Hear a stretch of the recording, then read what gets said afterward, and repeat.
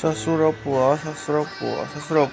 ଶ୍ୱଶୁରିକା ତତେ ଏତେ ଆମେ ବୁଝେଇଦେଲେ ଆମ ବେଟରୁ ଏତେ ମାଡ଼ପିଟି କରିବୁନୁ, ତୁ ପାରିବୁନୁ। ଆମେ କେତେ ଥର ବୁଝେଇବୁ, 2-3 ଥର ବୁଝିଲା ପରେ ତୁ ବୁଝିପାରୁନୁ। ଏଥର ନେଲୁ ନା ଏକାଥରକେ ଟେଲି ଇଞ୍ଜେକ୍ସନ୍ ଯେ ସିଧା ହେଇଗଲୁ। ଶ୍ୱଶୁର ପୁଅ ତମେ ଯେତେ ରନ୍ କଲେ ବି ଆମକୁ ଆଗ ପାରିବ କି? ତମେ କେତେ ଦିନ ଖେଳାଡ଼ି? ତମେ 2-4 ଦିନ ହେଲା ଖେଳୁଛ। ଆମେ ଇଣ୍ଟରନ୍ୟାସନାଲ ଖେଳ 10 ବର୍ଷ ହେଲାଣି। ତମକୁ ଆମ ଇଞ୍ଜେକ୍ସନ୍ ସାମ୍ନା ତମ ପାଇଁ ଇଞ୍ଜେକ୍ସନ୍ ପାରିବ? ହାର୍ଦିକ ଭାଇ ଏକାଥର ଫର୍ମ ବାହାର କରିଦିଅ। ସେଠି ଶ୍ୱଶୁର ନେକ୍ସଟ ମ୍ୟାଚ୍ ରନ୍ ବନେଇ ପାରିବନି। ଶ୍ୱଶୁର ଆମ ସାଙ୍ଗରେ ଆଇକିନା ଏତେ ମାଡ଼ ମାରିଲା। ସାମୀ ଭାଇଟାକୁ ଜଗକୁ ଯାହାକୁ ପାଇଲା ଖାଲି ଛକାରେ ମାରି ପକେଇଲା। ଏତେ ଖତରନାକ ଫର୍ମ ଅଛି ବୋଲି ଆମେ ଜାଣିନଥିଲେ। ୟାକୁ ହେଲେ ଆଉ ଗୋଟେ ଭଲ ଇଞ୍ଜେକ୍ସନ୍ ଆଣିକି ଦେଇଥାନ୍ତି ମୁଁ।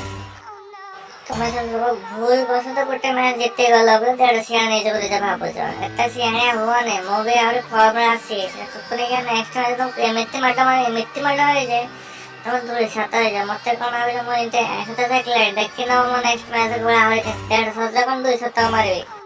ଏତେ ସ୍ୱପ୍ନ ରାତି ନାହିଁ। ନେକ୍ସଟ ମ୍ୟାଚ୍ ତୁ ଖେଳି ପାରିବୁ କି ନାହିଁ ଦେଖେ। ଏତେ ଭଲ ଇଞ୍ଜେକ୍ସନ୍ ନାହିଁ ଯେ ତୁ ପିଇଲେ ଶୋଇଥିବୁ। ମନ ଭାବେନି ଯେ ତୁ 200 300 ମାରିବି, ଜମା ଭାବେନି।